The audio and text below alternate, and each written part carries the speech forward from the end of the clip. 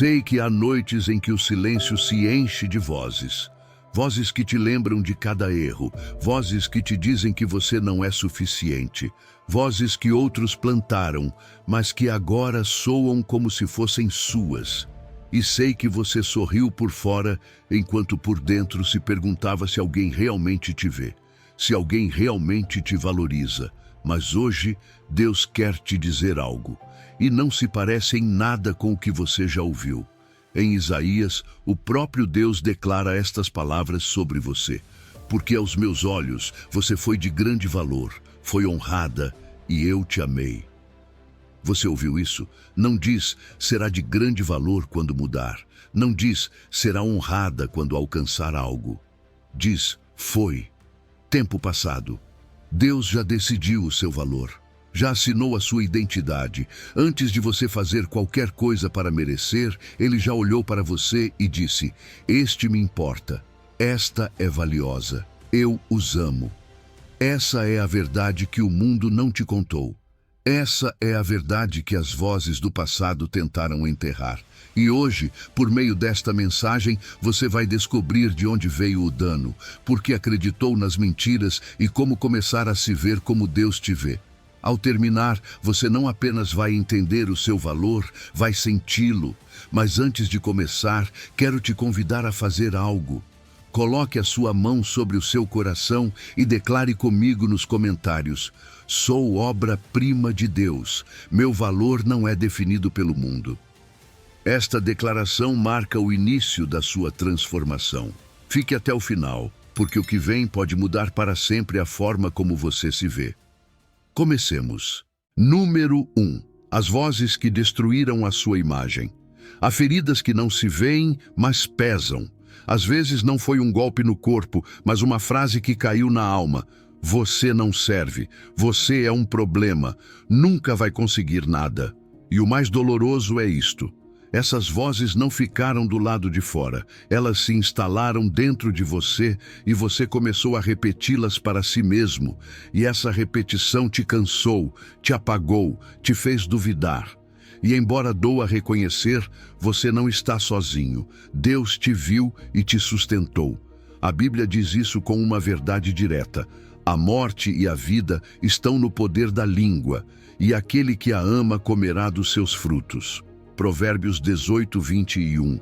E também, há homens cujas palavras são como golpes de espada, mas a língua dos sábios é medicina. Provérbios 12, 18. Há palavras que cortam por dentro, e quando vêm de quem deveria ter te protegido, o seu coração as recebe sem defesa.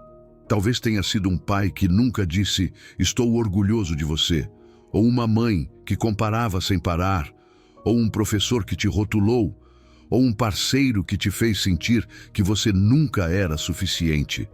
E você, sem perceber, acabou vivendo debaixo desse som. Mas aqui está o que quase ninguém entende.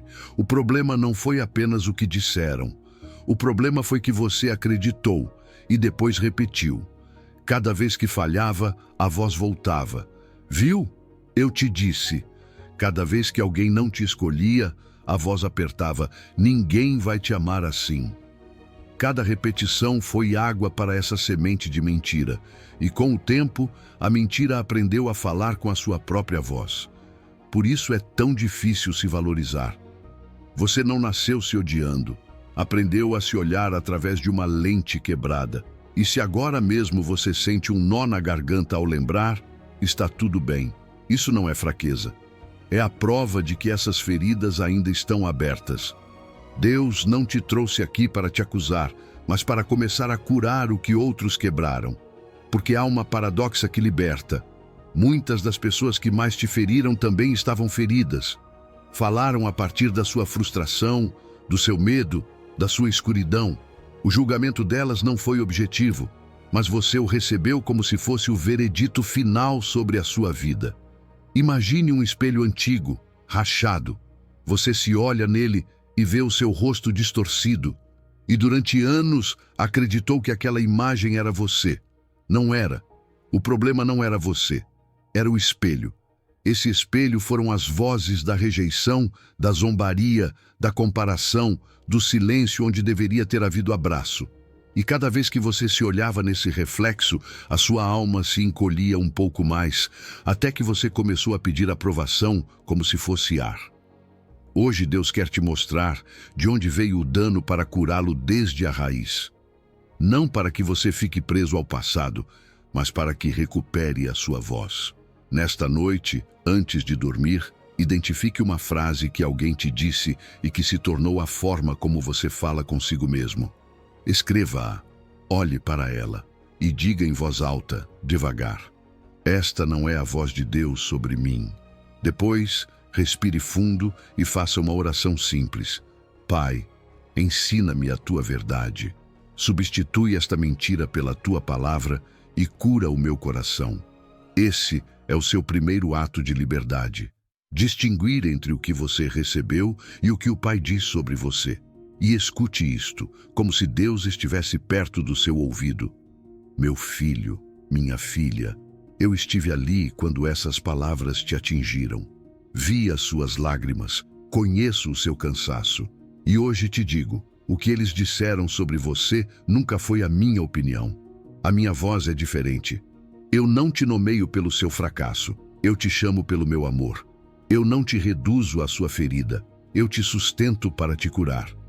Grave esta frase no seu coração. As vozes que te feriram não tinham a assinatura de Deus, mas isso está apenas começando, porque essas vozes não foram as únicas que danificaram a sua imagem.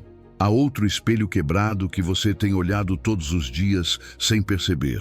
Um espelho que o mundo colocou diante de você, que te obriga a se comparar e a correr uma corrida impossível, e sempre te deixa com a sensação de que nunca é suficiente. Número 2. O espelho quebrado do mundo. Há uma armadilha sobre a qual quase ninguém te alerta, mas todos nós já pisamos nela alguma vez. Você acorda, pega o telefone e em questão de segundos já está olhando a vida de outra pessoa. O sorriso perfeito, o corpo perfeito, a casa organizada, as conquistas, a paz. E sem perceber, o seu coração começa a se encolher, como se uma mão invisível apertasse por dentro. Então surge aquela voz: por que eu não? O que ela tem que eu não tenho? Por que ele consegue e eu sempre fico por baixo? E o pior é que essa comparação parece normal, como se fizesse parte da vida, mas não faz. É um espelho quebrado. A palavra diz isso com clareza. E não vos conformeis com este século, mas transformai-vos pela renovação do vosso entendimento, para que experimenteis qual seja a boa, agradável e perfeita vontade de Deus. Romanos 12:2. E também adverte: não ameis o mundo, nem as coisas que estão no mundo, porque tudo o que há no mundo, a concupiscência da carne, a concupiscência dos olhos e a soberba da vida, não procede do Pai, mas procede do mundo. 1 de João 2:15 ao 16. Isso não é para que você viva com medo, é para que desperte, porque o mundo tem uma régua, mas essa régua muda todos os dias, e quanto mais você tenta alcançá-la, mais longe eles a colocam. Talvez você saiba disso, e mesmo assim isso aconteça. Você diz a si mesmo: não deveria me comparar. Mas parece automático, como se a sua mente estivesse programada para buscar provas de que você não é suficiente. E ela sempre encontra. Na colega que foi promovida, no vizinho que comprou algo novo, na amiga que parece ter um casamento impecável, no irmão que avançou mais rápido. E você sente como se estivesse chegando atrasado a uma festa para a qual nunca foi convidado. Como se a vida estivesse escapando de você, como se você fosse menos, e esse menos rouba a sua paz, rouba a sua gratidão, rouba a sua fé. Mas ouça isto com calma, porque aqui vem a libertação. Você está correndo uma corrida com linhas de chegada móveis. Imagine um estádio enorme. Você corre com tudo o que tem, se esforça, se cobra, se compara, se castiga. E quando finalmente vê a linha de chegada perto, alguém a empurra mais para longe. Você volta a correr. e de novo eles a movem. Isso é o mundo. Os seus padrões nunca ficam parados. Ontem era ter estabilidade, hoje é ser famoso. Ontem era ter saúde, hoje é ter o corpo perfeito. Ontem era ter um trabalho, hoje é ter status. E você nunca chega. Não porque seja incapaz, mas porque o jogo foi desenhado para que você nunca se sinta suficiente. E agora vem o mas que muda a sua vida. Deus não joga esse jogo. Deus não te mede com métricas que mudam. Deus te olhou uma vez e falou. Quando ele terminou a sua obra, a Escritura nos deixa ouvir o seu veredito. Muito bom. Não talvez, não se você conseguir, não se você se parecer com. Muito bom. Ponto final. Deus não te criou para competir com ninguém. Ele te criou com intenção, com propósito, com uma marca única. Por isso, ele nunca te compara, porque não fez cópias, fez uma obra original. A comparação é um jogo em que ninguém vence. Sempre haverá alguém com mais dinheiro, mais beleza, mais oportunidades, mais aplausos, mais alguma coisa. E se você fizer disso a sua medida, a sua alma viverá cansada, porque você estará se medindo com fantasias. Sim, fantasias, porque as redes mostram o que é editado, não o que é real. Você se compara com ângulos, filtros, silêncios cuidadosamente escolhidos, sorrisos que não contam as noites de ansiedade, fotos que não mostram as discussões, conquistas que não revelam os vazios. E enquanto você se compara com a vitrine deles, você se julga pelo seu depósito. Isso não é justo, isso não é verdade. Isso é um espelho quebrado. Hoje Deus está te chamando para sair dessa pista, como se Ele tocasse suavemente o seu ombro e dissesse: filho, filha, pare de correr atrás de uma aprovação que nunca satisfaz. Eu já falei sobre você, o seu valor não está na linha de chegada do mundo, o seu valor está no meu coração.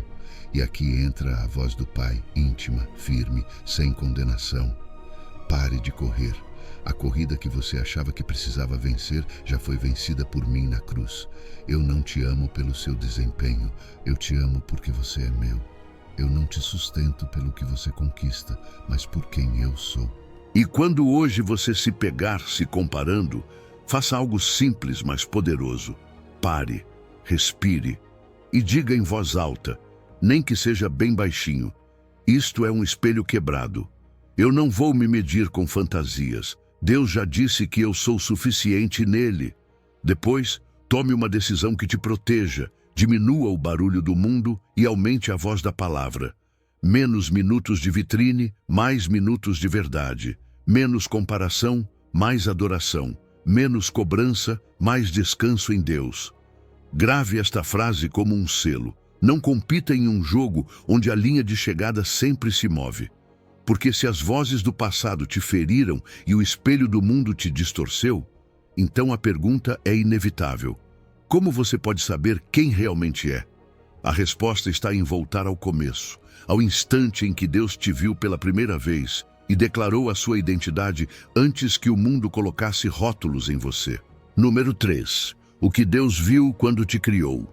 Quero que por um momento você diminua o barulho, que solte a pressa, que pare de se olhar com os olhos do passado e com a régua do mundo. Porque, se a sua autoestima está destruída, há uma verdade que você precisa ouvir hoje, devagar, como quem recebe água depois de muito deserto, antes que alguém te rejeitasse. Deus já tinha te escolhido.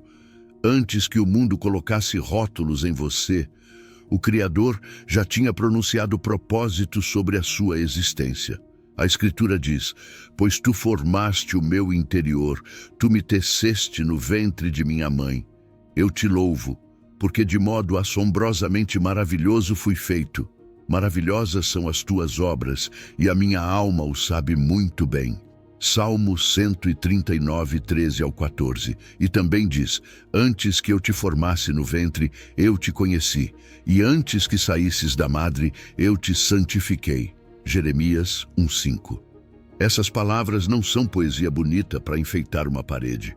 São uma declaração de origem. São a assinatura de Deus sobre a sua história. E se você conseguisse crer nelas de verdade, o seu coração começaria a respirar de outro jeito. Imagine isso comigo, com calma, como se você entrasse em um lugar sagrado. Quero te levar pela imaginação a um lugar que existiu antes de você existir. Uma oficina, não de madeira nem de metal, uma oficina de vida. Há uma luz suave, dourada, que não fere os olhos, pelo contrário, consola. O silêncio é profundo, mas não vazio. Está cheio de intenção. E no centro desse espaço há mãos. Mãos que sustentaram galáxias, que separaram mares, que ergueram montanhas. E essas mãos não estão apressadas, não estão improvisando. Estão trabalhando com cuidado em algo íntimo, em alguém, em você. O Salmo 139 diz que Deus formou o seu interior, que te fez no ventre da sua mãe. E essa imagem é tão terna, tão artesanal, porque não fala de uma criação em série, como se você fosse apenas mais um número.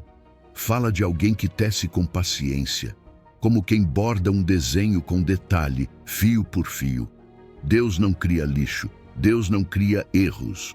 Tudo o que Ele faz tem propósito e design. A sua existência não foi um acidente que deu errado, foi uma decisão deliberada do amor de Deus. E talvez, enquanto você ouve isso, uma voz interior tente te sabotar. Sim, mas se Deus visse o que eu penso, se soubesse o que eu fiz, se conhecesse a minha escuridão. E é aqui que Jeremias 1,5 te abraça com uma verdade que corta a mentira.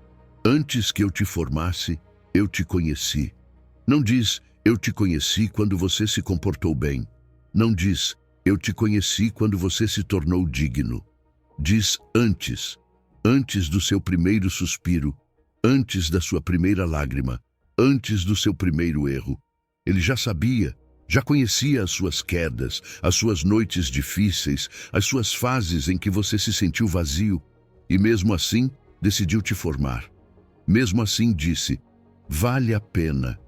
Isso é amor real, isso é graça, isso é Pai. O mundo te ensinou uma equação cruel, torne-se valioso, prove, conquiste, ganhe, seja perfeito, como se o seu valor dependesse do seu desempenho. Mas Deus inverte tudo. Deus diz, o seu valor não é o resultado do que você faz, é o ponto de partida de quem você é. Você não luta por amor, você é curado a partir do amor. Você não trabalha para ser aceito, você caminha porque já foi chamado. Pense em um oleiro inclinado sobre o barro. As mãos dele estão sujas, mas firmes. Cada curva, cada detalhe recebe atenção total. Um oleiro não investe horas em algo que pretende descartar. E quando termina, ele dá um passo para trás, olha a sua obra e se alegra. Foi isso que Deus fez com você. Ele não te olhou com desprezo, ele não te olhou com indiferença, ele te olhou com alegria. E se hoje você sente que não deveria existir, se alguma vez pensou, sou um erro, esta é a resposta do céu. Você não é um acidente. Você é uma ideia de Deus. Você é uma decisão de Deus. Você é uma obra de Deus. Quero que hoje você faça algo simples, mas santo. Procure um momento de silêncio. Coloque a sua mão sobre o seu coração, sinta o seu batimento e diga devagar. Fui pensado, fui querido, fui criado com propósito. Não sou um erro. Repita até que a sua alma escute, não apenas a sua mente, e toda vez que a dúvida voltar, lembre o seu coração da sua origem. Antes que o mundo me visse, Deus já tinha me escolhido. E agora escute, como se Deus estivesse falando diretamente com você. Eu estive ali no primeiro batimento do seu coração. Eu vi o seu rosto antes que os seus pais o vissem. Eu contei cada fio de cabelo da sua cabeça antes que existisse um sequer. E o que eu vi me encheu de alegria. Você não é um acidente, você é a minha ideia, a minha decisão, a minha obra-prima. E se Deus te formou com tanto cuidado, se te conheceu antes de você nascer, se declarou que você é formidável e maravilhoso. Então, há uma palavra na Bíblia que descreve exatamente o que você é para Ele. uma palavra que pode mudar para sempre a forma como você se vê. Número 4. Você é feitura de Deus, não produto do acaso. Há uma palavra que Deus escolheu para te descrever, e quando você a entende, algo dentro de você se endireita. Porque você viveu por muito tempo acreditando que a sua vida é uma casualidade, como se fosse um erro que saiu na linha de produção do mundo. E quando alguém acredita nisso, começa a caminhar sem direção, sem esperança, sem sentido, como se nada importasse. Mas a Bíblia abre uma porta e te mostra uma verdade que muda a forma como você se enxerga. Escute o que a Escritura diz. Porque somos feitura dele, criados em Cristo Jesus para boas obras, as quais Deus preparou de antemão para que andássemos nelas. Efésios 2:10. Essa expressão feitura dele parece simples, quase comum, mas no idioma original há uma joia escondida. E hoje Deus quer que você a veja como quem encontra um tesouro enterrado na própria história. A palavra que Paulo usa ali é poema. Soa familiar? Daí vem a palavra poema. Ele não está dizendo que você é algo feito ao acaso, um objeto qualquer. Ele está dizendo que você é uma criação artística, uma obra de arte, uma peça com intenção, uma assinatura. Você não é um produto em série, não é um número, não é apenas mais uma sombra. Você é o poema de Deus, a expressão criativa do Criador na Terra, uma obra que não se repete. E pense no que é um poema. Um poema tem ritmo, tem pausas, tem uma beleza que às vezes fica escondida até que você o leia de novo. Há versos que no início você não entende, mas com o tempo se revelam. Assim também é a sua vida. Há temporadas que hoje parecem confusas, como capítulos sem sentido, mas no poema completo elas têm um lugar. Há feridas que você vê como manchas, mas Deus as vê como tinta que no fim vai formar uma frase de graça. E não é só isso. O versículo diz algo ainda mais forte. Você foi criado para boas obras, e essas obras Deus as preparou de antemão. Isso significa que o seu propósito não é uma invenção desesperada, não é uma ideia que você precisa fabricar para se sentir útil. O seu propósito já existe no coração de Deus. Ele já traçou um caminho. Ele já preparou encontros, portas, tarefas, pessoas, momentos. A sua parte não é criar o seu destino do zero. A sua parte é descobrir o que o autor já escreveu. Talvez você diga, mas eu me sinto como um rascunho, como se a minha vida tivesse dado errado, como se eu fosse a tentativa falha antes da verdadeira. E aqui entra a ternura do Pai. Agora, pois, ó Senhor, Tu és nosso Pai. Nós somos o barro, e Tu o nosso oleiro, e todos nós somos obra das Tuas mãos. Isaías 64:8. Barro, não lixo, barro nas mãos de um oleiro, e o oleiro não se envergonha do processo, ele o domina. Se o barro cai, ele o pega de novo. Se deforma, ele o forma outra vez. A sua história não o assusta. Aqui há uma paradoxa que o seu coração precisa abraçar. O mundo te diz que você vale pelo que produz, pelo que conquista, pelo que demonstra. Mas Deus inverte a ordem. Você produz fruto porque já tem valor. Você faz boas obras porque primeiro foi amado. O seu valor não é o prêmio por se comportar bem. O seu valor é o ponto de partida do céu. Primeiro você é poema. Depois, esse poema é lido na terra através da sua vida. Imagine isto, como se Deus tivesse uma escrivaninha antiga, de madeira nobre, com uma luz quente caindo sobre um livro aberto. As páginas estão cheias de tinta viva. E nesse livro está a sua história, escrita com intenção. Cada dia é um verso, cada temporada é uma estrofe. Até os dias escuros estão ali, não para te humilhar, mas para que o poema completo tenha profundidade. E quando Deus lê a sua vida, Ele não a lê com desprezo. Ele a lê com amor de autor. Ele a lê como quem conhece o final e sorri. Faça algo hoje, algo simples, mas poderoso. Escreva em um papel ou no seu telefone esta verdade e olhe para ela todas as manhãs. Sou o poema de Deus, A minha vida tem ritmo, intenção e uma beleza que ainda está se revelando. E tome uma decisão.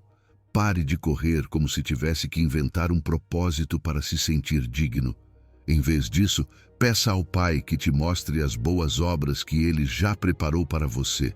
Caminhe com Ele, passo a passo, e você verá a neblina se dissipar. E antes de continuar, deixe-me sussurrar isto como se o próprio Deus te dissesse: Filho meu, filha minha, cada verso da sua vida está nas minhas mãos. Eu não te fiz ao acaso, eu te formei com intenção. Você ainda não viu o final, mas eu já vi, e ele é lindo. Confie no autor, mas se isso é verdade, se você é feitura de Deus, o seu poema, a sua obra-prima, por que há uma voz dentro de você que insiste em dizer o contrário? De onde vem essa voz que te acusa, que te condena, que te lembra de cada erro como se fosse a sua identidade? É hora de desmascará-la. Número 5. A origem das mentiras sobre você. Há uma voz que te persegue. Não importa o quanto você tente fazer tudo certo, essa voz sempre encontra uma forma de te lembrar do que você fez errado. Não importa o quanto você avance, ela aponta o que ainda te falta. Não importa quantas vezes você se levante, ela joga no seu rosto cada queda como se fosse a sua identidade. É uma voz que nunca se satisfaz, que sempre tem mais provas para te condenar, mais argumentos para te humilhar, mais frases para te deixar sem ar. E você viveu com essa voz por tanto tempo, que às vezes já a confunde com a sua própria consciência. Mas não é. Não é normal viver com um juiz interno que não conhece misericórdia. Jesus explicou isso sem rodeios quando disse: Vós sois do vosso pai, o diabo. Ele foi homicida desde o princípio e não se firmou na verdade, porque é mentiroso e pai da mentira. João 8,44. E a Bíblia também o chama de outra forma que se encaixa exatamente no que você sente. Foi expulso o acusador de nossos irmãos, o mesmo que os acusa diante do nosso Deus dia e noite. Apocalipse 12:10. Dia e noite, sem descanso. Consegue perceber por que essa voz não se cansa? Consegue entender por que parece esperar o momento mais fraco para falar? Essa voz tem uma origem e a sua estratégia é clara. Se conseguir te fazer acreditar que você não vale nada, te paralisa antes que você descubra o seu propósito. O inimigo não precisa te destruir com um golpe, se pode te destruir com uma ideia. Porque uma mentira repetida se torna um teto.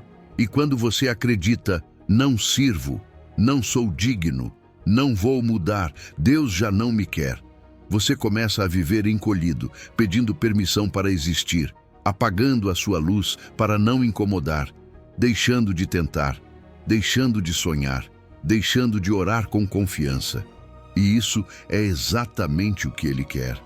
Que você não caminhe nas boas obras que Deus preparou para você, que você não descubra a sua identidade, que você não ouse se levantar. Aqui vem uma paradoxa que talvez te surpreenda, mas vai te dar esperança. Ele te ataca justamente porque vê em você o que você ainda não está vendo. Se você realmente fosse insignificante, se não tivesse propósito, se não fosse uma ameaça para as trevas, por que ele gastaria tanta energia para te manter preso? A intensidade do ataque, muitas vezes, é proporcional ao potencial que Deus colocou dentro de você. Essa luta interna, esse bombardeio de acusação, não prova que você é lixo. Prova que há um chamado, que há algo prestes a ser ativado, que há uma identidade prestes a despertar. Agora, a pergunta mais importante não é apenas de onde vem essa voz, mas como eu a reconheço. Porque Deus corrige, Deus guia, Deus mostra o que precisa ser curado, mas Ele faz isso de uma maneira completamente diferente. Aqui está a diferença. Deus convence com amor. O inimigo condena com vergonha. Quando Deus te mostra algo que precisa mudar, Ele o faz com esperança, com um caminho de volta, com graça para o processo. Dói, sim, mas levanta. Confronta, sim, mas atrai.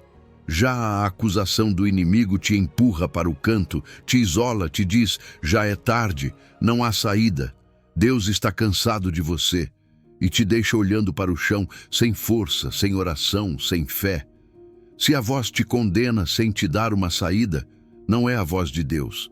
Imagine a sua mente como uma casa, e dentro dessa casa há um rádio ligado em uma estação errada. Ele toca o dia todo, às vezes baixo, às vezes alto, e você aprendeu a viver com esse ruído, acreditando que é o seu próprio pensamento. Mas não é. É interferência. É um acusador que quer ser o narrador da sua história. E hoje Deus está te ensinando a assumir o controle do dial, a dizer: essa estação não vem do céu, a desligá-la, a se sintonizar com a verdade. Imagine também o seu interior como um sistema no qual foi instalado um vírus há anos, um programa silencioso que roda em segundo plano e distorce tudo o que você processa.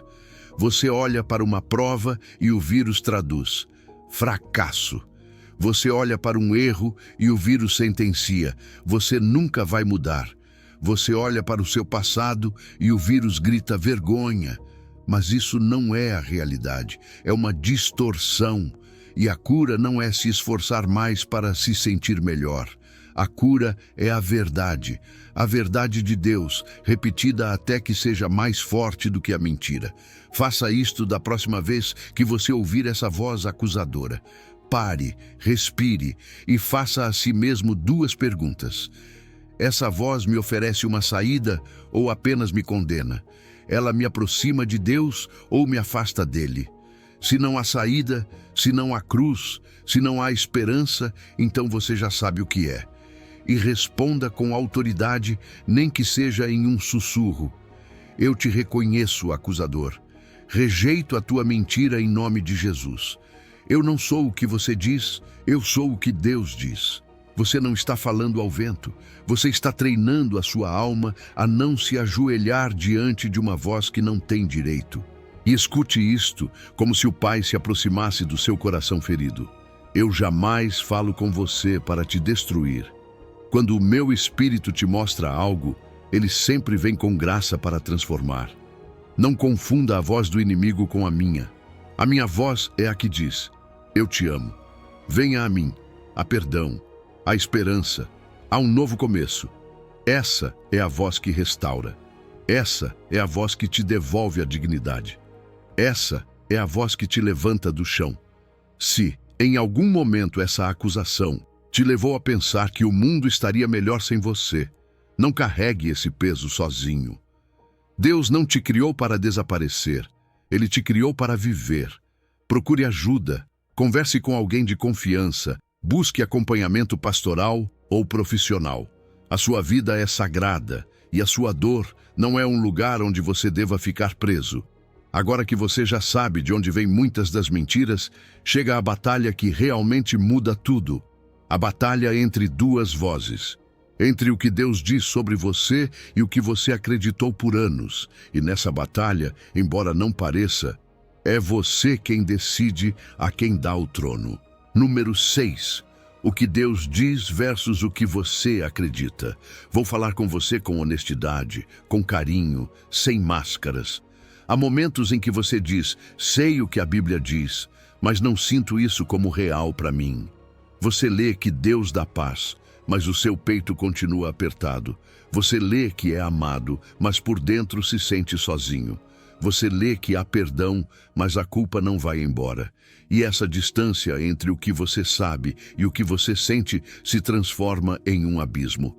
Como se a sua cabeça estivesse cheia de versículos, mas o seu coração continuasse vazio. Se isso acontece com você, você não é estranho, não é menos espiritual. Você é humano e está exatamente no lugar onde a sua identidade é definida. Porque a distância entre o que Deus diz e o que você acredita é o campo de batalha. Ali, o seu valor é disputado.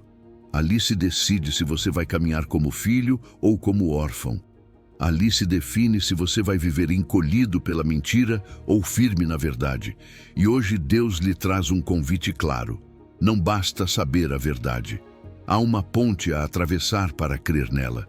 E essa ponte é construída com decisões repetidas, com palavras declaradas, com fé em movimento. Veja o que a Escritura afirma com força: Deus não é homem, para que minta, nem filho do homem, para que se arrependa. Ele disse, e não fará, falou, e não o cumprirá. Números 23, 19. Os seres humanos podem falar a partir da raiva, do medo, da sua ferida, e muitas vezes as palavras deles te marcaram. Mas Deus não pode mentir. A sua palavra não é uma opinião. A sua palavra é realidade sólida. Quando ele diz, eu te amo, não está te motivando, está declarando um fato eterno. Quando ele diz, você é meu, não está improvisando, está selando identidade. E por isso Isaías também diz, assim será a palavra que sair da minha boca. Não voltará para mim vazia, mas fará o que me apraz e prosperará naquilo para que a enviei. Isaías 55:11. A palavra de Deus não é decoração, é construção. Agora, aqui está a armadilha que tem mantido a sua autoestima quebrada. Cada vez que você repete a mentira sobre si mesmo, você a fortalece.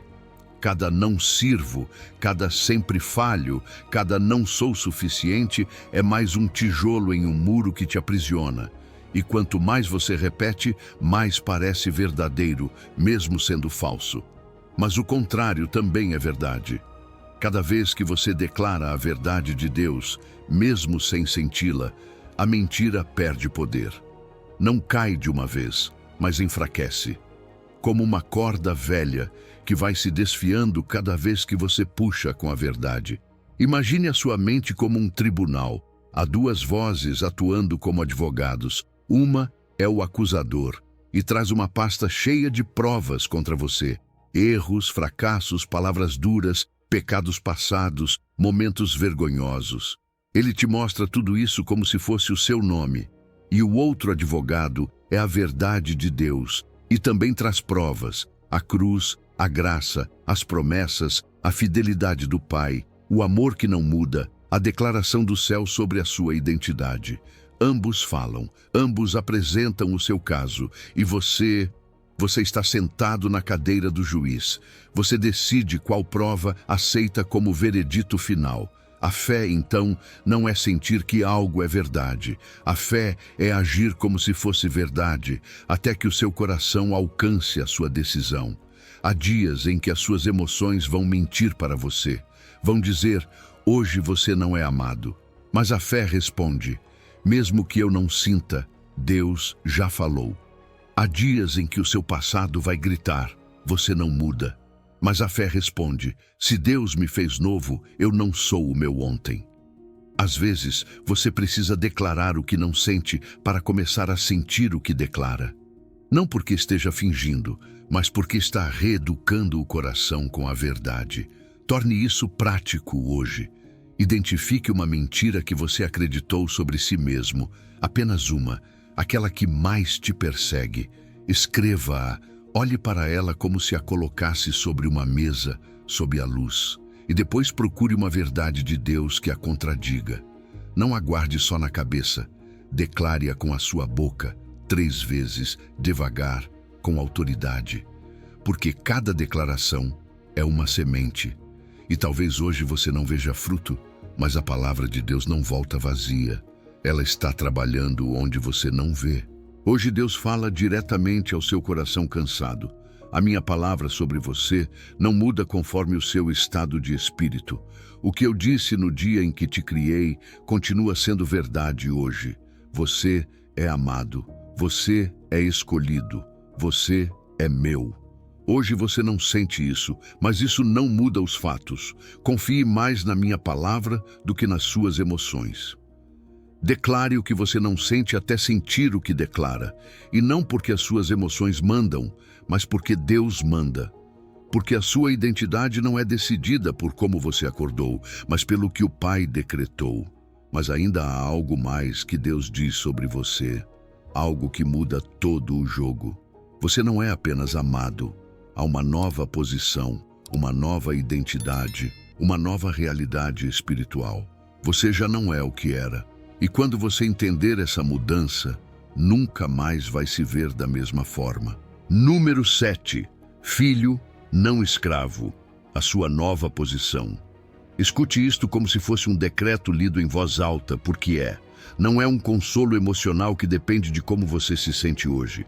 É uma verdade legal no reino de Deus. Assim que já não és escravo, mas filho.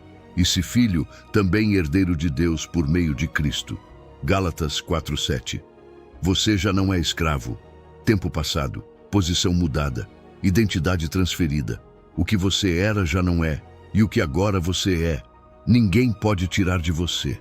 Talvez você tenha vivido a sua vida espiritual com uma mentalidade de servo, como se Deus fosse um chefe severo a quem você precisa prestar contas o tempo todo, como se cada erro fosse uma carta de demissão, como se cada queda fosse uma prova de que você não é suficiente. E então, você ora com medo, adora com culpa, serve com ansiedade e se cobra tanto que termina esgotado. E ainda assim, sente que não é suficiente. Mas hoje, o céu quer corrigir essa imagem distorcida, porque você não foi chamado para viver como funcionário do amor. Você foi adotado como filho. A Escritura deixa isso ainda mais claro. Pois vocês não receberam o espírito de escravidão para outra vez estarem em temor, mas receberam o espírito de adoção, pelo qual clamamos, Abba, Pai.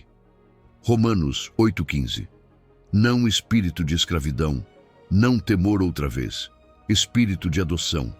E essa palavra Abba não é fria, não é distante, não é religiosa, é íntima, é papai, é a linguagem do lar. É a linguagem do filho que entra sem pedir permissão para existir, porque sabe que pertence. E aqui está o paradoxo que muda a sua maneira de viver. O escravo trabalha para ser aceito, o filho serve porque já é aceito. O escravo obedece por medo de ser castigado, o filho obedece por amor ao pai que o ama. O escravo vê a herança como um prêmio que precisa conquistar. O filho sabe que a herança já tem o seu nome, porque a herança se recebe por relacionamento, não por desempenho. Diga a verdade. Quantas vezes você tentou conquistar o que já lhe foi dado de graça? Agora, escute isto com calma, porque a sua autoestima é reconstruída aqui. Deus não te ama mais quando você se comporta bem, e não te ama menos quando você falha. O amor dele não é um termômetro que sobe e desce conforme o seu desempenho. O amor dele é uma rocha inabalável. Você é filho porque ele decidiu, não porque você conquistou, e continua sendo filho no seu pior dia exatamente da mesma forma que no seu melhor dia.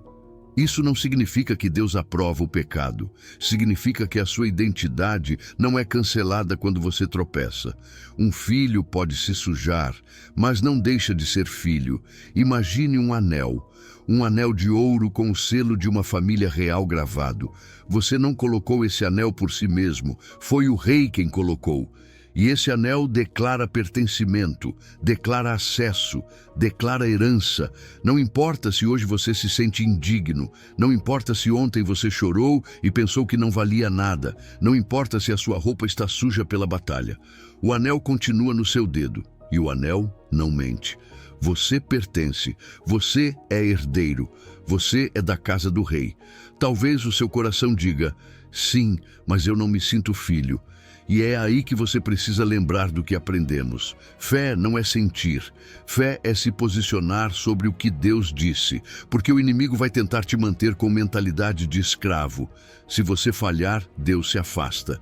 Mas o Pai te chama para uma mentalidade de filho. Se você falhar, venha para casa. O escravo foge, o filho corre para os braços do pai. E isso muda tudo, porque quando você ora como escravo, ora com medo. Quando ora como filho, ora com confiança. Quando serve como escravo, você se esgota. Quando serve como filho, você floresce. Torne isso prático a partir de hoje. Da próxima vez que você orar, não comece correndo com uma lista de coisas para consertar ou com uma confissão cheia de medo. Comece com a sua nova posição. Diga, Abba, papai, obrigado porque sou teu filho, tua filha. Não preciso conquistar o teu amor, eu já o tenho. Respire, fique aí por alguns segundos. Deixe essa verdade descer da mente para o peito. E então, a partir dessa segurança, fale com Deus. Não como um mendigo pedindo migalhas, mas como um filho entrando no trono da graça. Hoje Deus te diz: pare de trabalhar para conquistar o que eu já te dei de graça. Você é meu filho, minha filha. Não pelo que você faz, mas pelo que eu fiz. Descanse nisso. Você não precisa me provar nada. Você já tem todo o meu amor, todo o meu favor, toda a minha herança. É sua. E aqui vai a frase que você precisa selar na sua alma. Você não se comporta bem para que Deus te ame. Você se comporta bem porque Ele já te ama. Mas também é verdade isto: mesmo sendo filho, a rejeição dos outros ainda dói. As portas que se fecharam, os círculos dos quais te deixaram de fora, as palavras que te excluíram. O que Deus faz com toda essa rejeição? Ele desperdiça ou transforma em propósito? A resposta vai te surpreender. Número 8. A rejeição dos outros não define o seu destino. Há rejeições que não se apagam com o tempo. O pai que foi embora e deixou um vazio que ninguém conseguiu explicar. A mãe que nunca disse: tenho orgulho de você, e te acostumou a viver com fome de aprovação. O grupo que te excluiu como se a sua presença atrapalhasse. O parceiro que te trocou por outra pessoa e te fez sentir substituível. O chefe que te fechou uma porta sem te dar uma razão. E embora você tente ser forte, há lembranças que ainda apertam o seu peito, como se a rejeição tivesse voz própria e sussurrasse. É assim que a sua história termina. Caminhar com essas feridas é pesado, porque a rejeição não dói apenas pelo que aconteceu, dói pelo que te fez acreditar. Sem perceber, você começa a construir a sua identidade em torno de portas fechadas. Você passa a se enxergar através da última vez que alguém te disse não. E então a autoestima se quebra por dentro. Não por falta de capacidade, mas porque você mesmo começou a assinar o seu valor com a tinta de alguém que nunca teve autoridade para fazer isso. Deixe-me caminhar com você por um momento, como aqueles 2 discípulos a caminho de Emaús. Eles iam falando de decepções, de planos que desmoronaram, de um futuro que parecia cancelado. E enquanto caminhavam, Jesus se aproximou. Mas no início, eles não o reconheceram. Assim acontece com você. Você segue caminhando com as suas rejeições, interpretando a vida a partir da dor, sem perceber que Deus já se aproximou da sua história. E há algo que a sua dor não te deixou ver. Enquanto os seus olhos estavam fixos na porta fechada, Deus estava abrindo um corredor atrás de você. Um corredor que você não podia ver porque estava ocupado demais, batendo numa porta que nunca foi sua. Olhe para o caso de José. Ele foi rejeitado pelos seus, vendido pelos próprios irmãos. Imagine esse nível de traição, o seu próprio sangue decidindo que você vale mais como escravo do que como família. Anos de silêncio, anos de injustiça, anos em que parecia que a rejeição tinha escrito o final. Mas quando chega o desfecho, José olha para aqueles que o feriram e diz algo que muda tudo. Vocês intentaram o mal contra mim, porém Deus o transformou em bem. A rejeição humana não determinou o seu destino. Foi apenas um redirecionamento. Foi o desvio que Deus usou para levá-lo ao lugar onde o propósito dele o esperava. E se hoje você se sente abandonado, escute o abraço desta verdade. Ainda que meu pai e minha mãe me abandonem, o Senhor me acolherá. Diz Salmo 27:10. Não é poesia bonita, é identidade espiritual. É Deus dizendo: se eles foram embora, eu fico. Se eles não te viram, eu te vejo. Se eles te soltaram, eu te recolho. E ainda mais profundo: pode uma mulher esquecer-se do filho que amamenta, de modo que não se compadeça do filho do seu ventre? Ainda que ela se esqueça, eu jamais me esquecerei de você. Eis que nas palmas das minhas mãos eu te gravei. Diz Isaías 49:15-16. Isso significa que o seu nome não está no ar, não está numa memória frágil, está gravado em Deus. Aqui está a revelação que liberta. As pessoas que te rejeitaram não tinham a informação completa. Não conheciam a sua história inteira nem o seu final.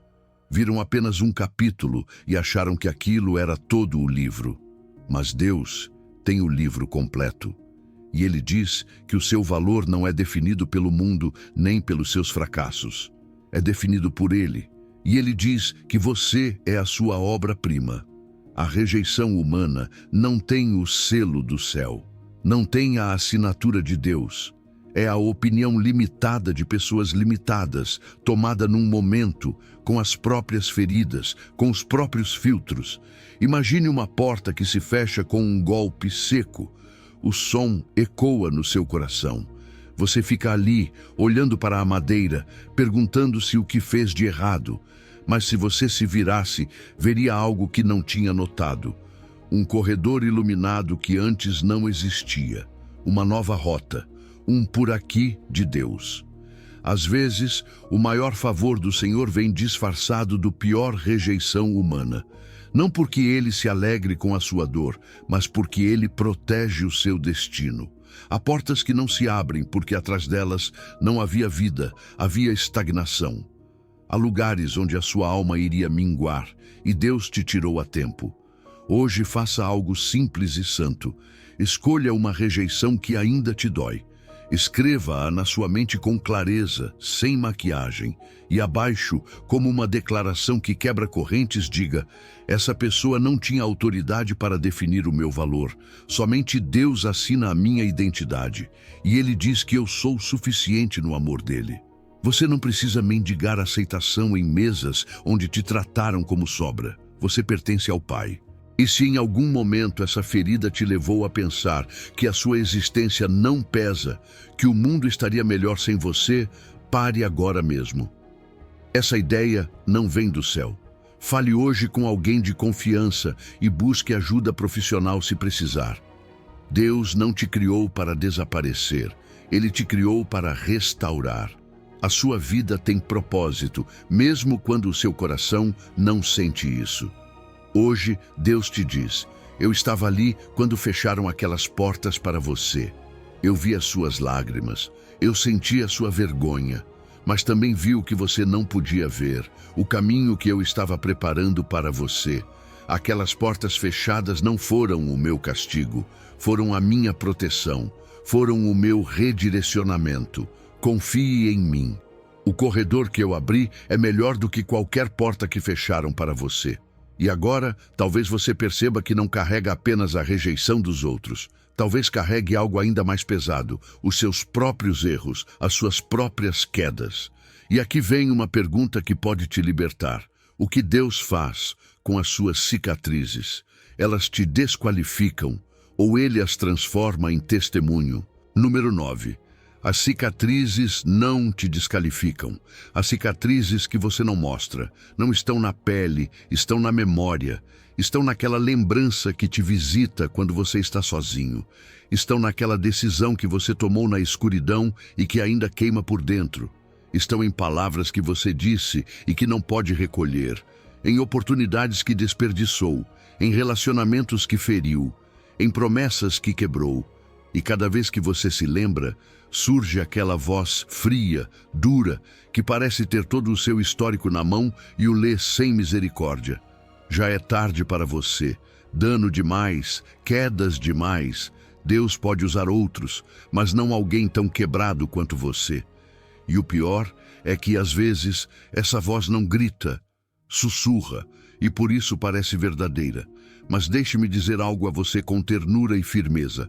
Essa voz não conhece o seu Deus, porque aquilo que você vê como um fim, Deus vê como o lugar exato onde a redenção começa. O que você chama de desqualificação, Deus chama de preparação. O que você vê como rachaduras irreparáveis, Deus vê como espaços onde a sua luz pode entrar com mais força. Às vezes, Deus não apaga o seu passado da memória de uma vez, mas Ele muda o significado. E quando Deus muda o significado, o seu passado deixa de ser corrente e se transforma em testemunho. A Escritura diz isso com uma clareza que corta a mentira. Assim que, se alguém está em Cristo, nova criatura é.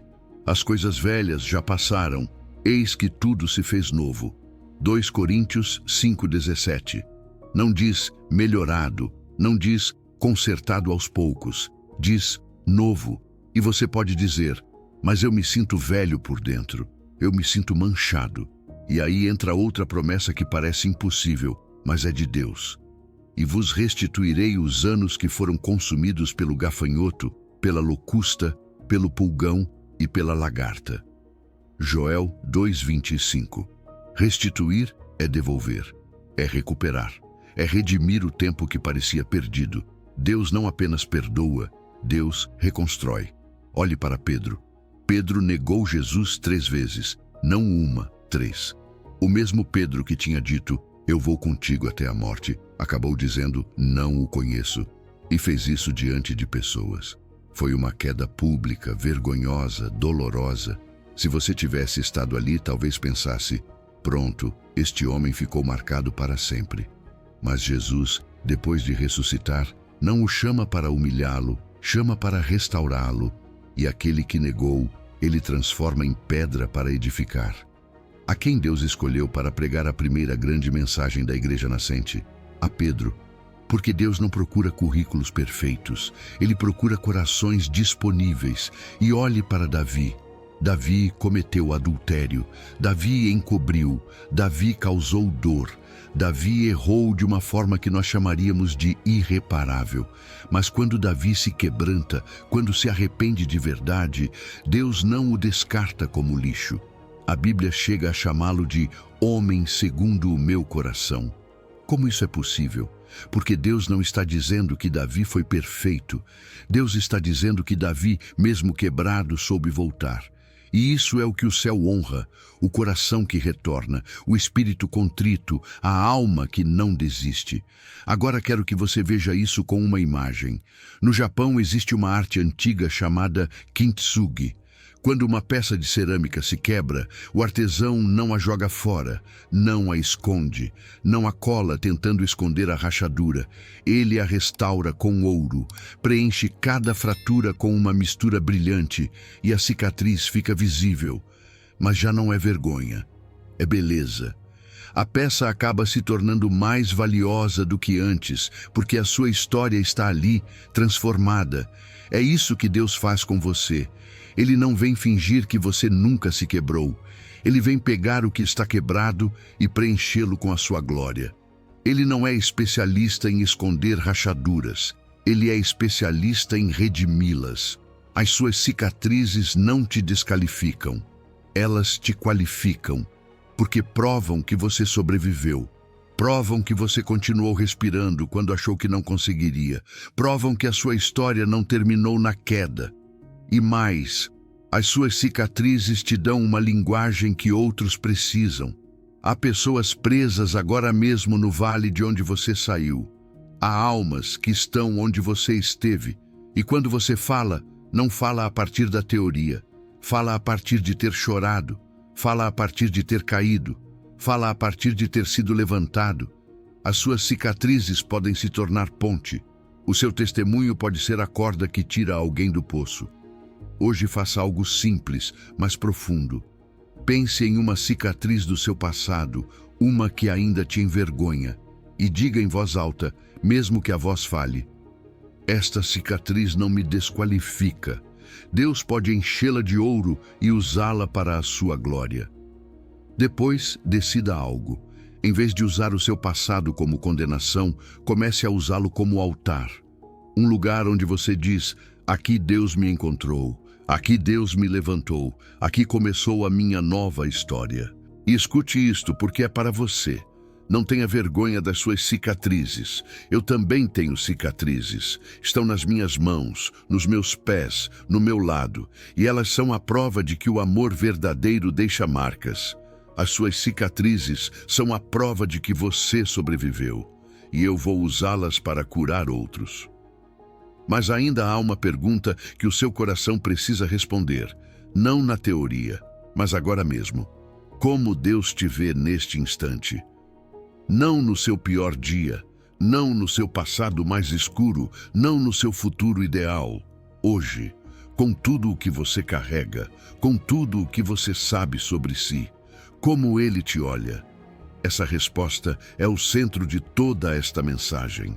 Número 10. Como Deus te vê neste momento. Há uma parte de você que tem medo de ser vista, não apenas pelas pessoas, mas também por Deus. Porque no fundo você pensa, se Ele visse como eu estou de verdade, ficaria decepcionado. Assusta você pensar que Deus olhe para os seus pensamentos, o seu cansaço, a sua queda mais recente, essa luta que você esconde. E então, você faz o mesmo que Adão fez no jardim. Você se esconde. Você se cobre com folhas de aparência, com está tudo bem, com atividades, com silêncio.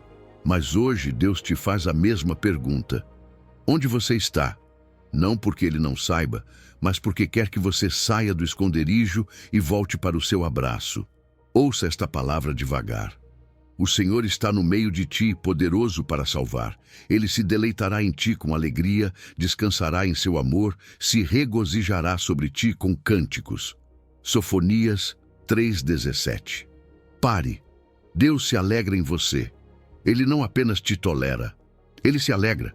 Há um silêncio de amor, um amor tão profundo que não precisa de discursos para ser real. E há cânticos. O Deus que falou e o universo obedeceu, usa a sua voz para cantar para você. Não para a versão perfeita de você, para você, agora. Talvez a sua mente responda, isso soa lindo, mas eu não sinto. E aqui está a brecha que define a sua identidade. O que Deus diz e o que você acredita. A vergonha sussurra que você é uma decepção. O pai fala com você como filho. A culpa quer te paralisar. Deus quer você de pé, sustentado pela graça. Se hoje você está em um ponto escuro, se sente que já não aguenta mais, não fique sozinho. Busque ajuda imediata e fale com alguém de confiança. Deus também age por meio dessa ajuda e não há vergonha em pedi-la. Agora olhe para outra cena bíblica.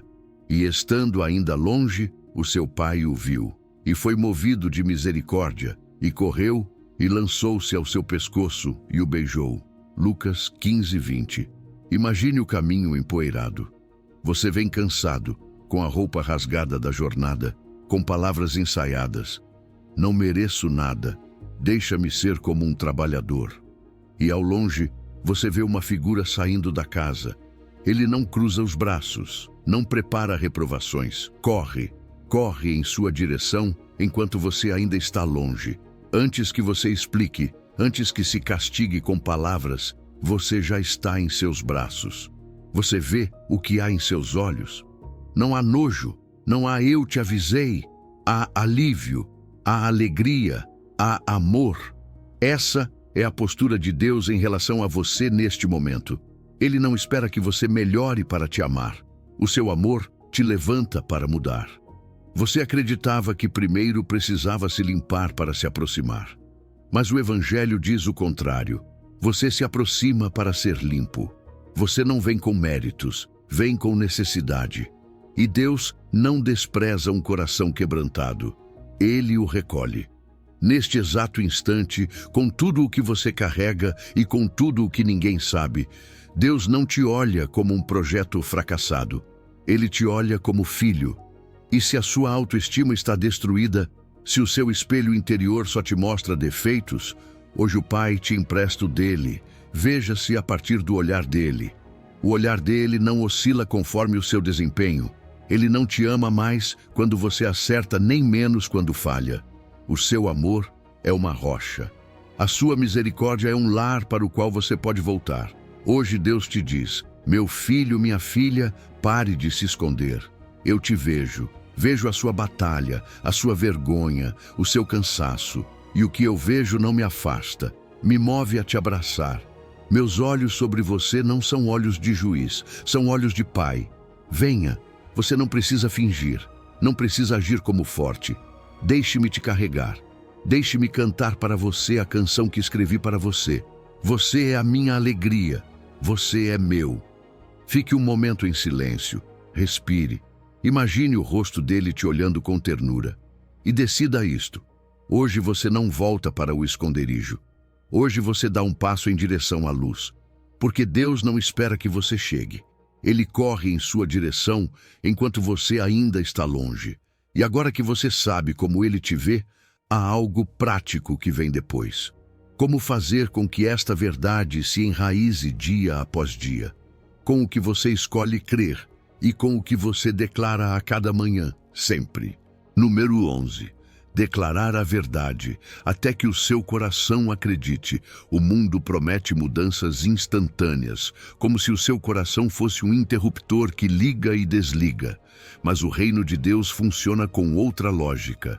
Deus transforma no pequeno, no constante, no que parece simples, mas se torna poderoso com o tempo. Se a sua autoestima está destruída, você não precisa de um único momento emocional que te levante por 5 minutos. Você precisa de uma prática fiel que te reconstrua por dentro, dia após dia, até que a sua mente aprenda a falar com você como o Pai fala. Talvez você já tenha tentado pensar positivo e não funcionou. E claro que não, porque isso não se trata de inventar uma identidade. Trata-se de receber a identidade que Deus já declarou. Romanos 12:2 diz isso como um chamado ativo. Não é automático, não acontece por acaso. Há um processo. A renovação da mente não vem sozinha, ela é treinada.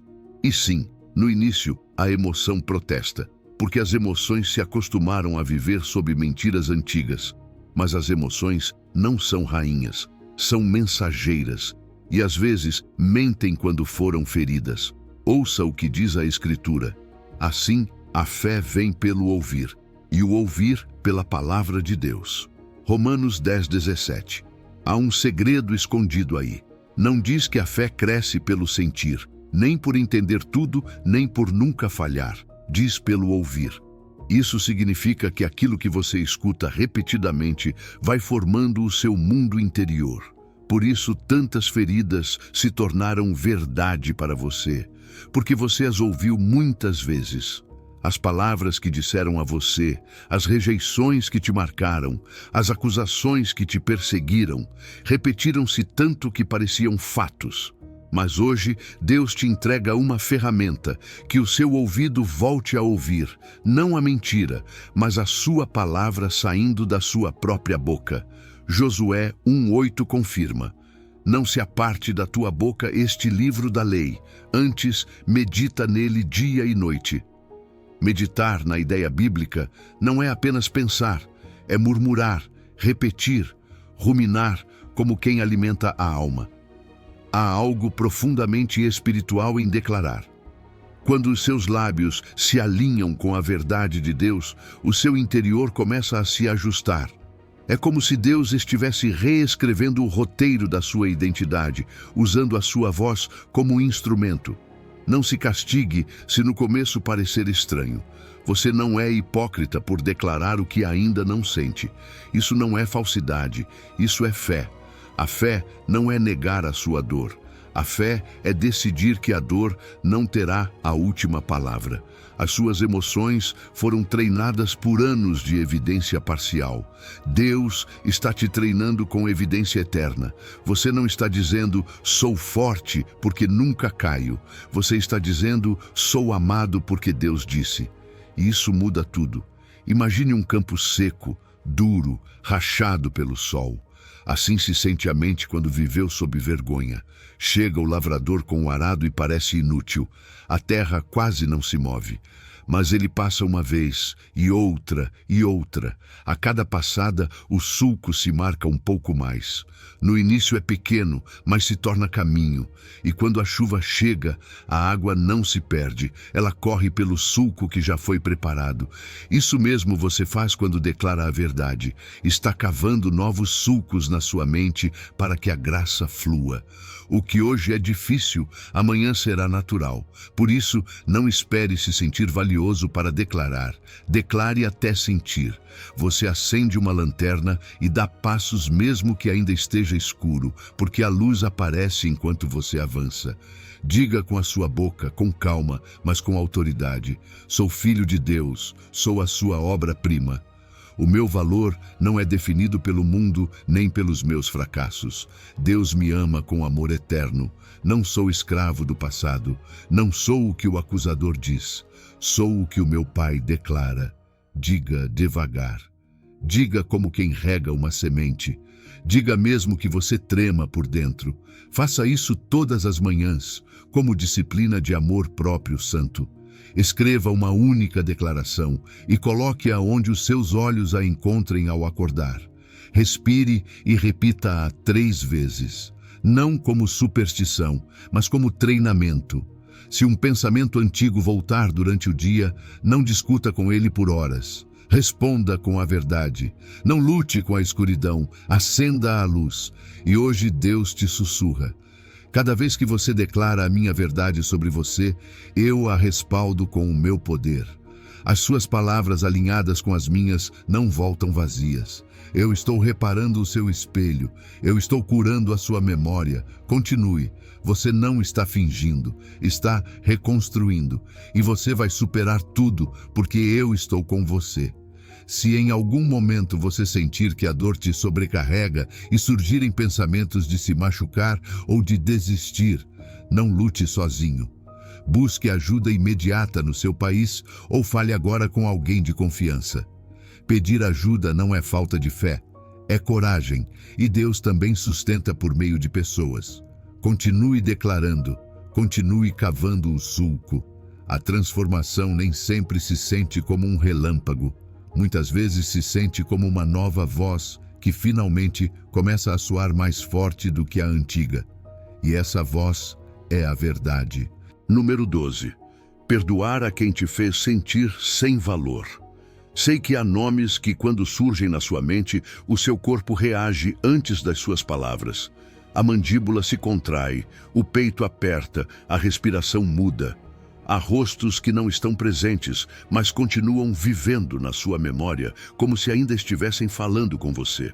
E quando alguém te diz, você tem que perdoar, por dentro se levanta um protesto legítimo. Você não sabe o que me fizeram, você não tem ideia do dano, e você tem razão. Eu não sei, mas Deus sabe. Ele viu cada ferida, viu cada lágrima que você escondeu. Viu cada noite escura em que você se sentiu pequeno, sem valor, invisível. E mesmo assim, hoje Ele te conduz ao perdão. Não para justificar o que aconteceu, mas para te resgatar do veneno do rancor que está consumindo você, não a eles. Deixe-me te fazer uma pergunta com muito respeito. E te convido a respondê-la no seu interior, sem pressa. Quem tem mais poder sobre você hoje, Deus ou a pessoa que te feriu? Porque se essa lembrança ainda dita como você se sente, como você se vê, como você se relaciona, como você reage, então essa pessoa ficou com um trono que não lhe pertence. E talvez você não perceba, mas a cada dia que carrega esse ressentimento, você está entregando mais um dia de controle sobre a sua paz. Você realmente quer continuar pagando essa taxa emocional? Pausa. Respire. Porque essa pergunta não é para te condenar, é para te despertar. Perdoar não significa que o que fizeram foi certo. Não significa que voltem para a sua vida. Não significa confiança automática, nem reconciliação obrigatória, nem fingir que nada aconteceu. Perdoar significa isto. Eu não vou mais carregar esse peso. Não vou mais viver preso à cena do passado. Não vou permitir que essa ferida seja a voz principal do meu presente. Perdoar é soltar a dívida, não porque a outra pessoa a pagou, mas porque você merece ser livre. E aqui está a verdade difícil de aceitar. Enquanto você não perdoa, eles continuam tendo poder sobre você. O perdão não é um presente para eles, é uma chave para você. A Bíblia diz isso com uma clareza que cura, mas também confronta com ternura. Livrem-se de toda a amargura, indignação, ira, gritaria e calúnia, bem como de toda a maldade. Antes, sejam bondosos uns com os outros, compassivos, perdoando-se mutuamente, assim como Deus os perdoou em Cristo. Diz Efésios 4:31 ao 32. Note que ele não manda isso porque não aconteceu nada, mas porque a amargura se transforma em uma prisão. E Jesus reforça com uma verdade profunda do coração. E quando estiverdes orando, perdoai, se tendes alguma coisa contra alguém, para que também o vosso Pai que está nos céus vos perdoe as vossas ofensas. Diz Marcos 11:25. Não é uma chantagem, é um remédio espiritual. O coração que solta, respira, o coração que retém, endurece. Imagine uma corrente enferrujada presa ao seu tornozelo. Você não a vê, mas a sente. Tenta avançar, mas algo puxa para trás. Tenta recomeçar, mas uma lembrança te arrasta. Essa corrente se chama falta de perdão. E aqui vem o surpreendente. A chave para abri-la não está na mão de quem te feriu, está na sua. É uma decisão, não um sentimento. Porque às vezes o seu coração vai demorar para se alinhar, mas a sua decisão pode começar hoje. Perdoar não é dizer, já não dói. É dizer, já não me governa. O mundo te diz que perdoar é dar a vitória a quem te feriu. Mas é o contrário. Perdoar é tirar o poder que você emprestou por anos. É declarar, o que você me fez foi grave, mas não será a minha identidade. Não será o meu destino. Não será a minha voz interior. E, se em algum canto da sua mente surgir essa ideia escura de que você não vale nada, ou de que seria melhor desaparecer, pare. Essa não é a voz de Deus. Fale hoje com alguém de confiança e busque ajuda profissional se necessário. A sua vida é preciosa para o céu. E a sua história não termina na ferida. Agora torne isso prático, suave, real. Pense em uma pessoa, apenas uma, e se puder, diga o nome dela em voz baixa. Pausa. E depois declare, mesmo que a sua alma trema, eu te perdoo. Não porque o que você fez foi certo, mas porque eu mereço ser livre. Solto esta corrente em nome de Jesus. E quando o rancor voltar, porque às vezes ele volta, repita, como quem gira a chave de novo. Você não está fingindo, está treinando o seu coração na liberdade. Hoje Deus te diz, eu perdoei dívidas impagáveis por você. Não te peço algo que eu não tenha feito primeiro. Eu te dou a minha força para soltar o que você carregou. Eu posso curar o que você não consegue apagar. E quando essa corrente cair, você vai sentir espaço dentro de você. Porque onde antes morava o rancor, agora pode crescer a sua dignidade restaurada. E a partir dessa liberdade, você estará pronto para o próximo passo. Aprender a viver a partir da aprovação de Deus, não da aprovação das pessoas. Número 13. Viver a partir da aprovação, não para a aprovação. Deixe-me te perguntar algo com calma. O que acontece dentro de você quando alguém não responde como você esperava? O que você sente quando não te reconhecem, quando não te aplaudem, quando não te escrevem, quando não te incluem? Você percebe como a sua mente começa rápido a negociar o seu valor? Como se a sua dignidade subisse e descesse conforme um olhar, um comentário, um curtir, um convite ou um silêncio. E aí está a armadilha. Quando você vive buscando aprovação, se torna escravo de opiniões que mudam como o vento. Hoje te celebram, amanhã te ignoram. Hoje te aprovam, amanhã te criticam. E você, sem perceber, passa a vida correndo atrás de uma validação que nunca te sacia.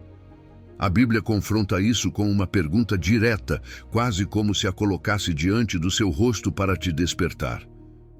Pois, busco agora o favor dos homens ou o de Deus? Ou procuro agradar a homens? Se ainda estivesse agradando a homens, não seria servo de Cristo. Gálatas 1:10. Não é uma frase bonita, é um espelho. Quem tem o voto decisivo sobre a sua identidade? Quem assina o seu valor? Porque, se a assinatura está em mãos humanas, a sua paz será frágil. Você estará construindo a sua casa sobre areia movediça. E a areia movediça não avisa. Ela apenas te engole devagar, com o cansaço de tentar provar, convencer, merecer, impressionar. Agora escute isso com ternura. Não há vergonha em reconhecer que você precisa ser visto. Deus te criou para a conexão. O problema não é querer ser amado, o problema é transformar pessoas limitadas na fonte da sua segurança. Muitos de nós aprendemos desde pequenos a ganhar carinho, nos comportar bem para que não fiquem bravos, ser úteis para que não nos abandonem, nos destacar para finalmente sermos valorizados. E essa ferida, se não é curada, cresce e se transforma em uma fome constante. Mas hoje, Deus quer te mostrar uma fonte que não se esgota. Uma aprovação que não depende do seu desempenho, nem do seu estado emocional, nem do seu passado. Uma aprovação que não se negocia porque já foi declarada. Veja o que aconteceu com Jesus. E eis que uma voz dos céus dizia: Este é o meu Filho amado, em quem me comprazo. Mateus 3,17. Você sabe quando isso foi dito? Antes de Jesus fazer um único milagre, antes de pregar o primeiro sermão, antes de a multidão o aplaudir ou o rejeitar. Deus o aprovou primeiro, e a partir dessa segurança, Jesus pôde servir sem desespero, pôde amar sem mendigar amor, pôde entregar a sua vida sem precisar de aplausos. Isso revela algo profundo. A aprovação do Pai não é um prêmio no fim do caminho, é o ponto de partida do Filho. E agora a pergunta volta, mas desta vez para você. E se você também estiver tentando começar por onde deveria terminar? E se você tem vivido como se o amor de Deus fosse uma medalha a ser conquistada, quando na verdade é uma identidade a ser recebida? Porque quando você vive para a aprovação dos outros, a sua alma se torna um vaso furado. Por mais elogios que receba, esvazia rápido. Mas quando você vive a partir da aprovação de Deus, você se torna livre. Já não precisa provar nada a ninguém. Já não precisa explicar o seu valor. Já não precisa implorar um lugar em mesas onde só te oferecem migalhas. Imagine alguém caminhando de poço em poço com baldes vazios. Procura água desesperadamente. Chega a um, está seco. Chega a outro, a água é amarga. Chega a outro, alguém já a levou. Assim vive quem busca a aprovação humana. Cansado, sedento, exausto, sempre quase se sentindo suficiente, mas nunca chegando lá. E aqui vem o segredo. Dentro de você há uma fonte. Jesus falou de uma água que se torna uma fonte dentro da pessoa, jorrando para a vida. Quando Deus te aprova, Ele não te dá apenas um gole. Ele planta uma fonte. A aprovação do Pai não é algo que você vai encontrar fora, na reação dos outros. É algo que se revela por dentro, naquilo que Ele já disse a seu respeito. Então torne isso prático, porque essa liberdade se treina. Da próxima vez que você se pegar buscando aprovação, pare, respire e pergunte a si mesmo: o que estou tentando comprar com o meu esforço? O que estou tentando provar? A quem estou entregando o leme da minha paz? E nesse instante, declare com firmeza suave: eu já tenho a aprovação que importa. O Pai já falou. Não vou mendigar o que já me foi dado. Porque a sua autoestima não se reconstrói à base de aplausos. Ela se reconstrói à base da verdade. E a verdade é esta: o seu valor não é definido pelo mundo nem pelos seus fracassos. O seu valor é definido por Deus, e Ele diz que você é a sua obra-prima. E agora escute este sussurro como se viesse direto ao seu coração. Meu filho, minha filha, pare de correr atrás de olhares que mudam. Pare de medir o seu valor com regras humanas. Antes de você fazer qualquer coisa, eu já te vi, eu já te amei, eu já te escolhi. Em você tenho prazer porque te amo, não porque te avaliei e você passou em um teste. Descanse, não viva para a aprovação. Viva a partir da aprovação que você já tem. E quando essa verdade se firmar, algo incrível vai começar a se esclarecer dentro de você, o seu propósito. Porque quando você não está mais ocupado tentando agradar, finalmente tem espaço para ouvir Deus te dizer para que você nasceu. Número 14. O seu propósito está conectado à sua identidade restaurada. Houve um tempo em que eu também me sentia perdido por dentro. Não porque eu não cresci em Deus, mas porque, mesmo crendo, eu me via com olhos quebrados. Sentia que havia algo para mim, um chamado, uma razão, mas não conseguia enxergar. Era como caminhar com uma névoa espessa no peito. E com os anos, eu entendi algo que hoje quero te entregar como uma chave. Quando a sua identidade está distorcida, o seu propósito fica embaçado.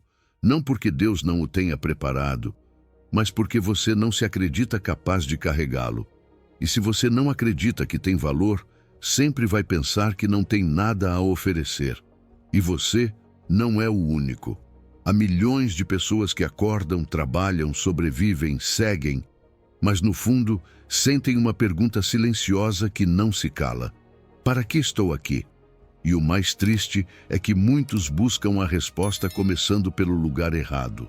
Tentam descobrir o que fazer antes de curar quem são. É como tentar ler um mapa sem saber onde você está. Por isso hoje Deus quer reordenar o seu coração. Primeiro identidade, depois propósito. Primeiro ver o seu valor no olhar dele, depois caminhar a sua missão com firmeza. Escute o que a palavra diz, porque aqui há uma estrutura divina, uma ordem do céu. Mas vós sois a geração eleita, o sacerdócio real, a nação santa, o povo adquirido por Deus, para que anuncieis as virtudes daquele que vos chamou das trevas para a sua maravilhosa luz.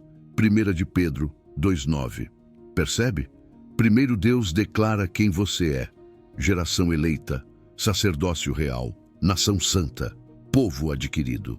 E depois ele mostra para quê? Para anunciar, para refletir, para viver e mostrar as suas virtudes. Não é propósito primeiro e identidade depois. É identidade primeiro. E o propósito nasce como fruto natural. Quando você sabe quem é, deixa de se perguntar se tem algo a oferecer. Você simplesmente começa a oferecer. E aqui há algo que o inimigo entende melhor do que você imagina. A sua identidade está conectada à sua missão. Por isso, o ataque não começou com o seu trabalho, nem com as suas finanças, nem com as suas metas. Começou com o seu valor.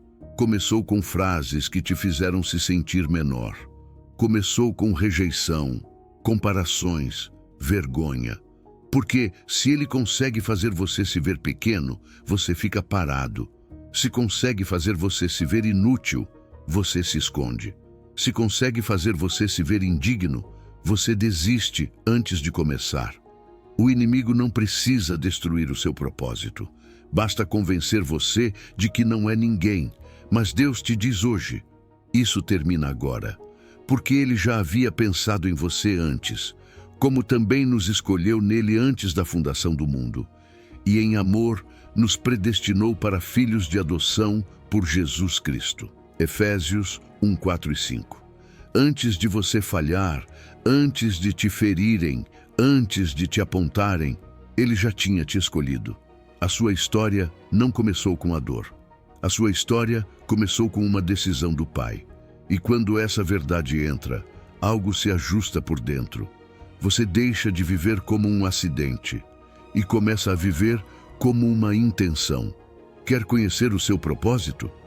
Então pare de procurá-lo fora, como se fosse algo escondido no mundo, e comece a crer nele por dentro, como uma semente que Deus já plantou. Quando você realmente crê que é obra-prima de Deus, você se atreve a criar. Quando você realmente crê que é amado, você se atreve a amar sem medo. Quando você realmente crê que foi escolhido, você se atreve a obedecer sem se sentir um impostor. O seu propósito não é algo que você inventa com ansiedade. É algo que você descobre com descanso, quando finalmente se vê como Deus te vê. Imagine uma porta fechada. Atrás dessa porta está o seu propósito, pessoas que você deve impactar, conversas que você deve ter, decisões que você deve tomar, um legado que só você pode deixar. E talvez você esteja há anos empurrando essa porta com força, batendo nela com frustração, perguntando por que não se abre. E o que você não sabia é que essa porta não se abre com mais esforço. Ela se abre com uma chave. E a chave é a sua identidade restaurada. Quando você finalmente crê no que Deus diz sobre você, a chave encaixa. O clique acontece e a porta se abre sem que você precise se quebrar tentando, porque Deus não te criou para viver mendigando aprovação. Ele te criou para viver a partir da sua aprovação. Deus não te criou para sobreviver com medo. Ele te criou para caminhar com propósito. E quando uma pessoa cura a sua identidade, ela não muda apenas a própria vida. Ela muda tudo o que toca. Agora imagine isso em nível coletivo. Uma geração que sabe quem é. Uma geração que não se compara. Que não vive ferida. Que não carrega rancores como correntes. Que não se sente menor por causa de uma rejeição. Uma geração que conhece o seu valor em Cristo. Essa geração transforma famílias. Transforma bairros. Transforma histórias. E você pode fazer parte dela. Hoje Deus te diz, o seu propósito não está perdido. Ele está esperando que você pare de se olhar com os olhos do mundo, esperando que você pare de se definir pelos seus fracassos, esperando que você finalmente creia em quem você é para Ele. Eu já preparei as obras, eu já tracei o caminho, mas primeiro preciso que você volte para casa por dentro, que se reconheça como filho, como filha, como obra-prima. E quando isso se firmar, você vai começar a ver o que antes não via, que a sua vida sempre teve um sentido e que você ainda está em tempo de caminhar nele. Número 15. A declaração de quem você é para Deus. Você chegou até aqui com o coração cansado, com a autoestima ferida, com frases antigas cravadas como espinhos. Você não serve, você não vale, ninguém vai te amar. Se as pessoas soubessem quem você é, te rejeitariam. E passo a passo você foi vendo de onde vinham essas vozes, porque o espelho do mundo sempre te devolvia uma imagem quebrada. Você foi descobrindo que Deus não te formou como um acidente, mas como seu poema, como sua obra-prima. Aprendeu a reconhecer o acusador, essa voz que condena sem saída. Entendeu que a rejeição humana não tem autoridade para definir o seu destino. Viu suas cicatrizes e Deus começou a preenchê-las com ouro. Aprendeu a declarar a verdade, mesmo quando no começo ainda não a sentia. Soltou correntes, perdoou e percebeu algo que muda tudo. Você já tem a aprovação que buscava. E agora não seguimos falando de teoria. Agora é momento de assinar a ata. Escute isto com reverência. Mas a todos quantos o receberam, aos que creem no seu nome, deu-lhes o poder de serem feitos filhos de Deus. Diz João 1,12.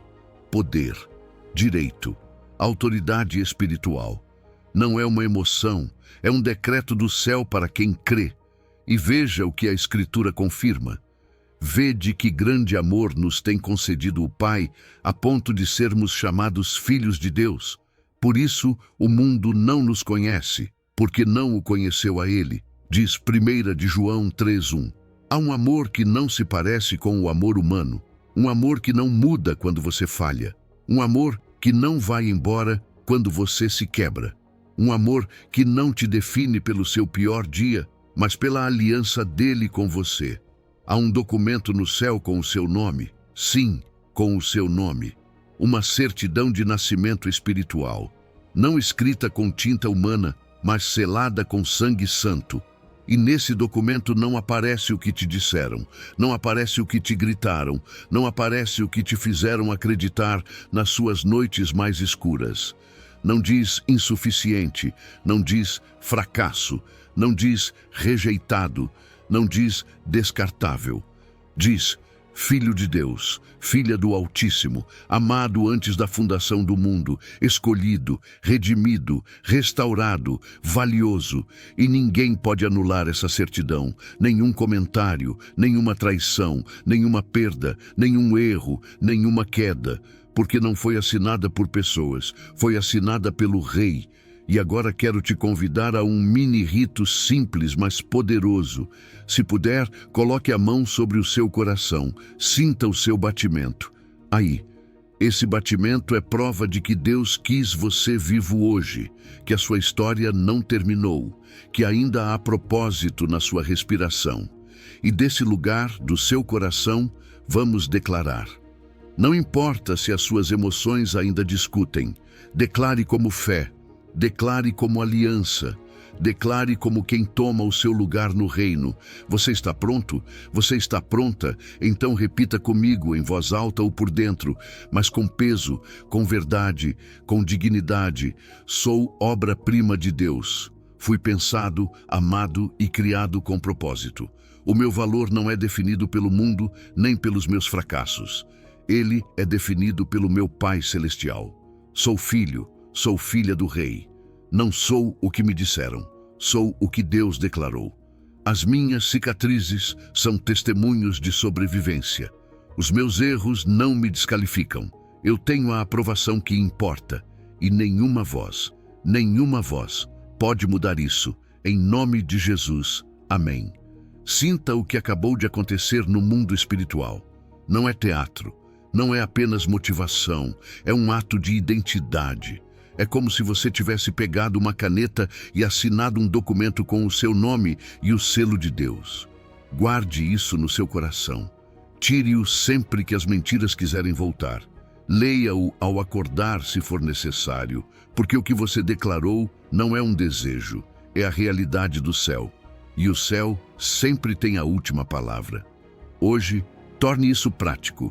Escreva esta declaração em um papel ou no seu telefone. Coloque-a onde você a veja todos os dias. Repita-a todas as manhãs durante os próximos 30 dias. E toda vez que a mentira sussurrar, responda a ela com essa certidão. Que essa declaração se torne a sua nova voz interior, a sua nova forma de se ver, o seu novo idioma espiritual. Você não é o que te disseram. Você é o que Deus declarou. E hoje, Deus te sussurra com ternura e autoridade. Meu filho, minha filha, o que você declarou, eu respaldo com todo o poder do céu. Você não está sozinho nesta nova identidade. Eu caminho com você. E toda vez que você esquecer quem é, eu estarei aí para te lembrar. Você é o meu poema, a minha obra-prima, a minha alegria. E isso nunca, nunca, nunca vai mudar. Este é apenas o começo. Hoje você plantou uma semente de verdade. Regue-a com declarações diárias. Proteja-a das vozes do passado. E observe como, pouco a pouco, a imagem quebrada que você tinha de si mesmo é substituída pela imagem que Deus sempre viu. Seu filho amado, sua filha preciosa, sua obra-prima viva. Você percorreu um caminho importante nesta mensagem. Viu de onde vieram as vozes que te feriram. Entendeu que o espelho do mundo estava quebrado. Descobriu que Deus te formou como seu poema, sua obra-prima. Aprendeu a reconhecer a voz do acusador. Recebeu o seu anel de filho, de filha. Viu suas cicatrizes serem preenchidas com ouro e contemplou como Deus te olha neste momento, não com decepção, mas com amor. Antes de seguir com o seu dia, quero que grave 3 verdades no seu coração. Primeira, você não é o que te disseram, você é o que Deus declarou. Segunda, as suas cicatrizes não te desqualificam, elas te qualificam para ajudar outros. Terceira, a sua identidade destrava o seu propósito. Quando você crê em quem é, passa a ver para que foi criado. Esta semana, todas as manhãs ao acordar, antes de olhar o seu telefone, diga em voz alta: sou obra-prima de Deus, sou amado, sou suficiente. Essa simples declaração pode mudar a forma como você enfrenta cada dia. Se você chegou até aqui, não é por acaso. Deus tinha um encontro marcado com você hoje. E o fato de você ter ficado até o final me diz algo. O seu coração tem fome de verdade. Se esta mensagem tocou algo profundo em você, compartilhe-a com alguém que esteja lutando com as mesmas vozes que você enfrentou. E se quiser continuar recebendo palavras que te lembrem quem você é para Deus, inscreva-se neste canal. Lembre-se, você não é o que te disseram, você é o que Deus declarou. Que o Deus que te formou com suas próprias mãos te ajude a se ver como Ele te vê. Vá em paz, obra-prima de Deus. O seu Pai Celestial se alegra sobre você com cânticos. Até breve.